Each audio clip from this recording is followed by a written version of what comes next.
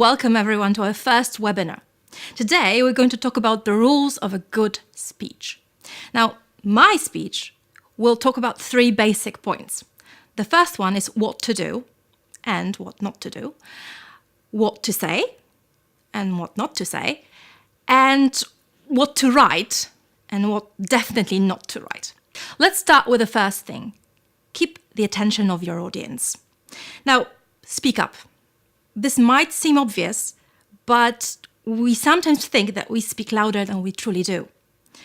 If you speak louder, the attention will be directed immediately at you. Now, the other thing is slow delivery. Now, this one is a toughie.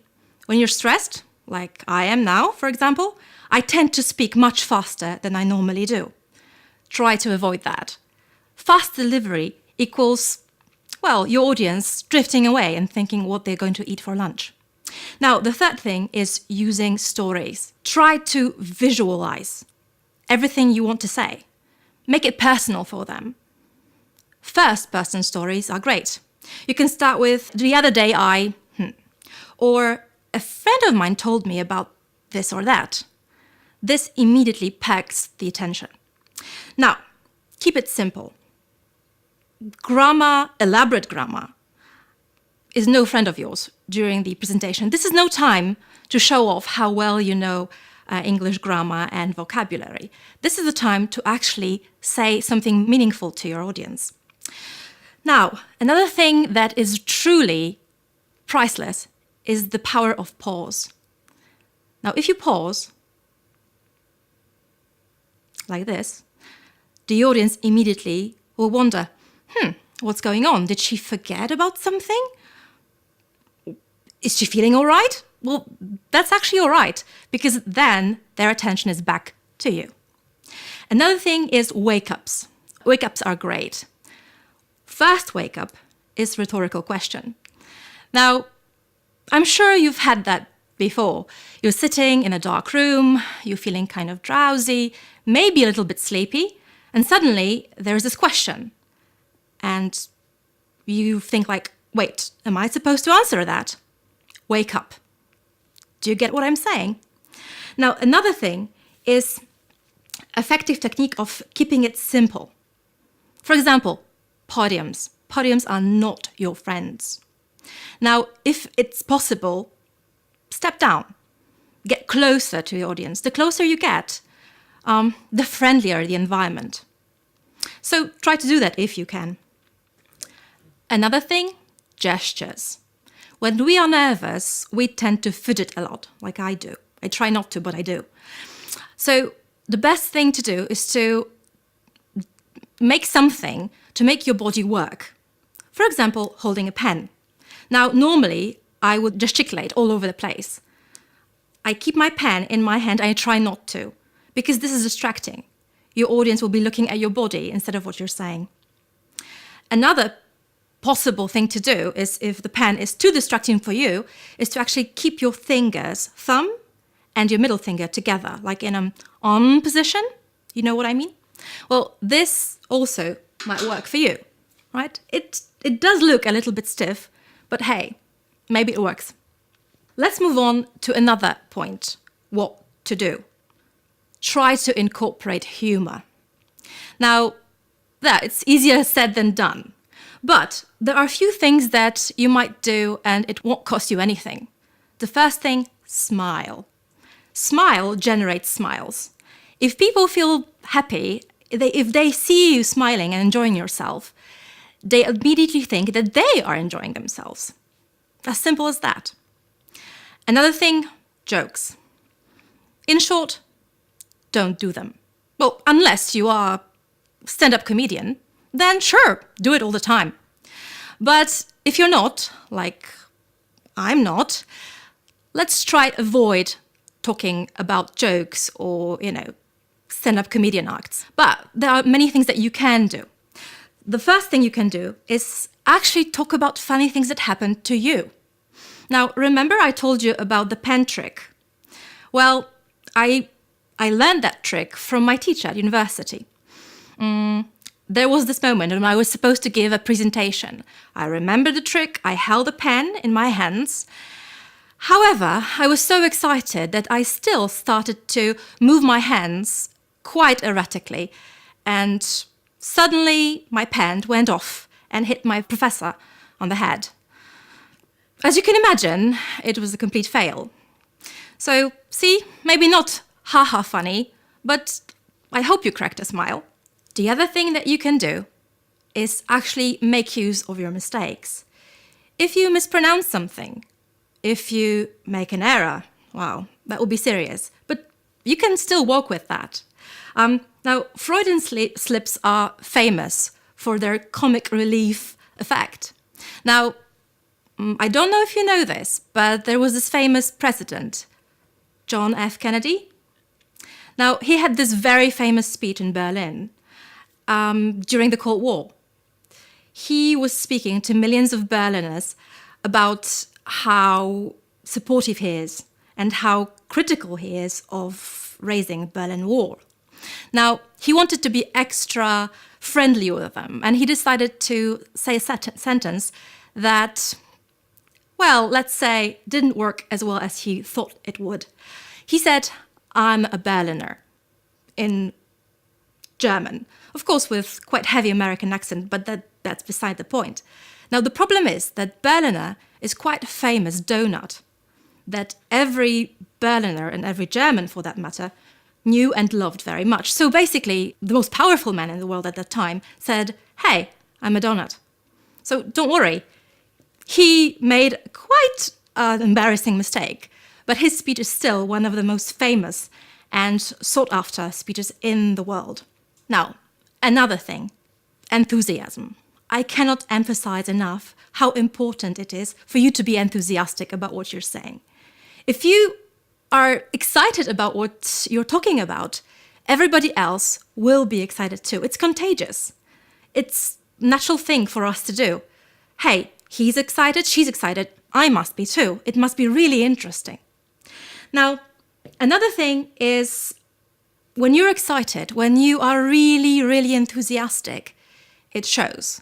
And in today's modern world, we lack this human touch. We lack this person-to-person message. Excitement is the way to go if you want to make people feel, hey, she's talking to me. Not to this guy or that guy, to me.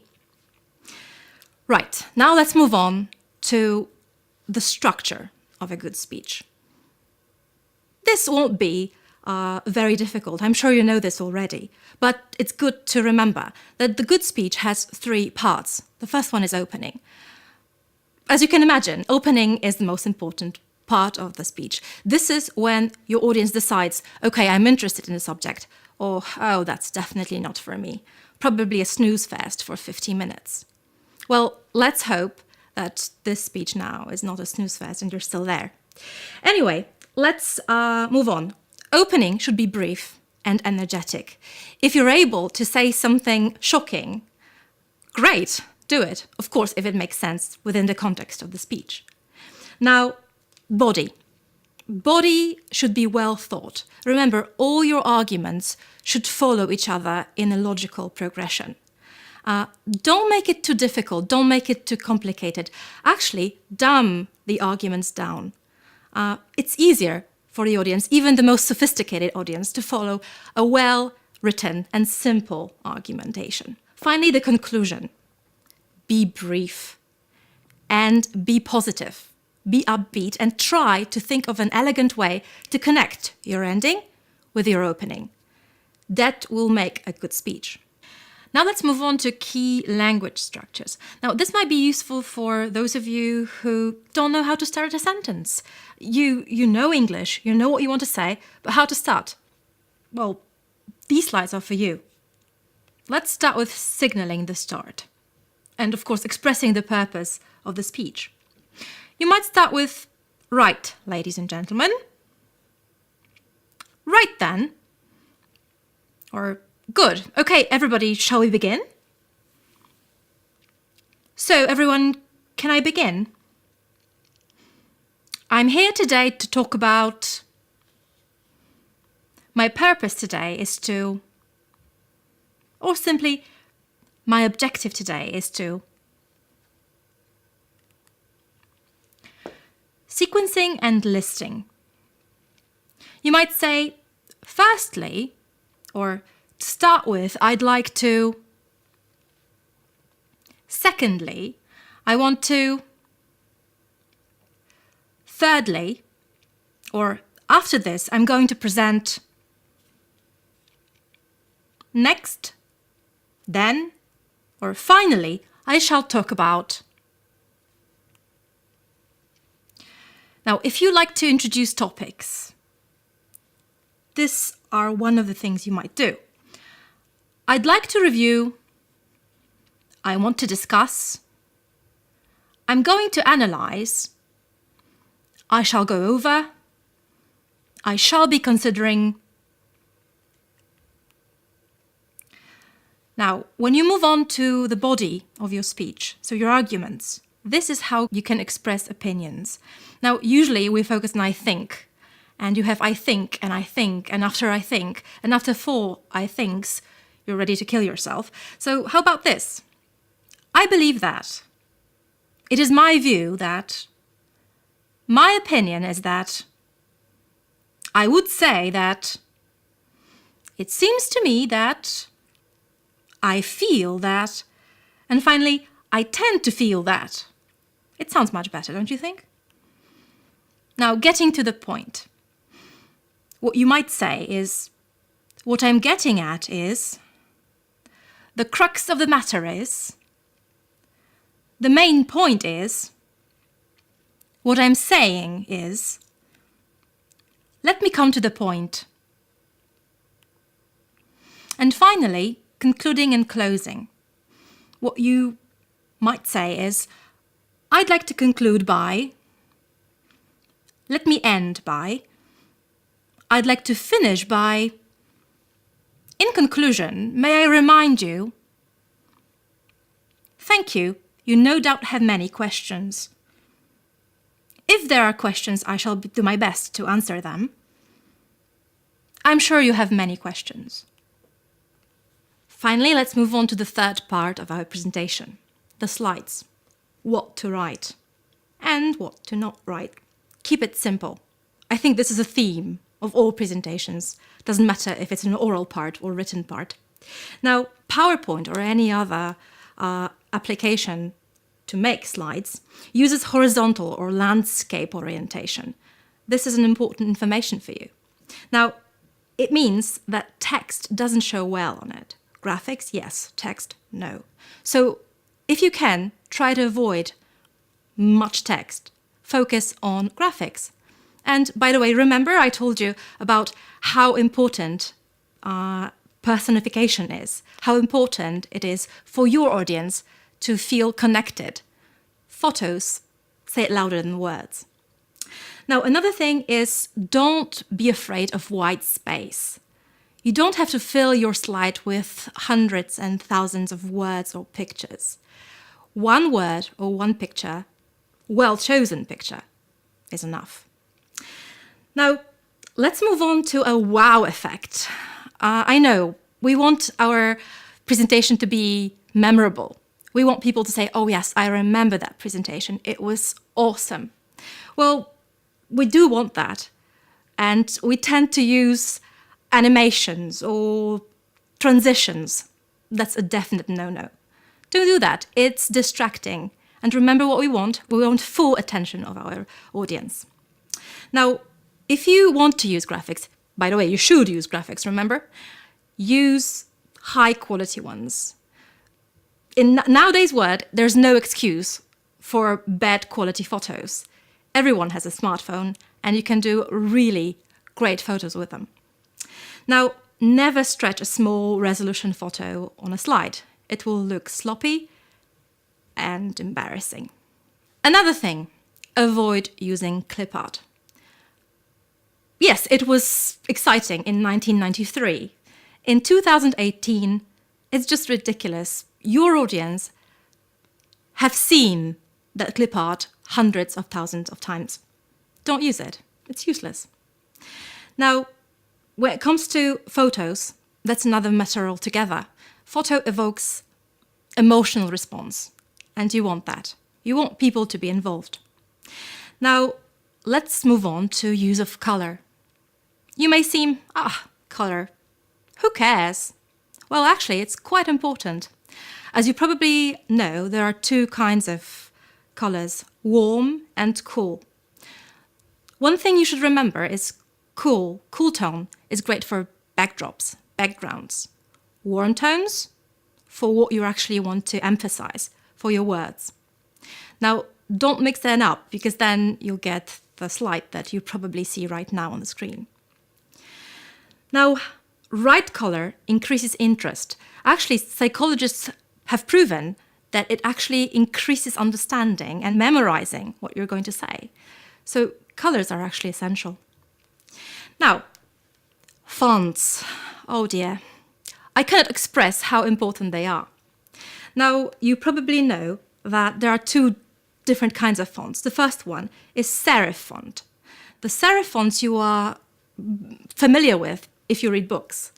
Now, those kind of fonts are great for close reading. They are ridiculous and completely unsuitable for presentations. They are not clear enough. People at the back of the room will not be able to see a thing. There are other types. Sans serif fonts. These are the ones you should use. They are graphically more pleasing and easier to read from the distance. Well-designed documents, slides, are a great complement to the speech. But you have to remember one thing. Slides are just there to aid listening. They are not the star of the show. Actually, the best slides are the ones that make completely no sense without the narration. Bear that in mind. Sometimes I get, that situation. People come up to me and say, "Oh, I heard your presentation was great. Could you give me your slides?" I could, but there's no point. If my presentation was good enough or great, as they said, the slides won't make any sense without me. See? Star of the show. That's what you want to be. So now I hope you know what to do, what to say, and what to write or what to include in your slides. And there's one more, the most essential thing of all. Have fun. If you have fun, your audience will have fun too.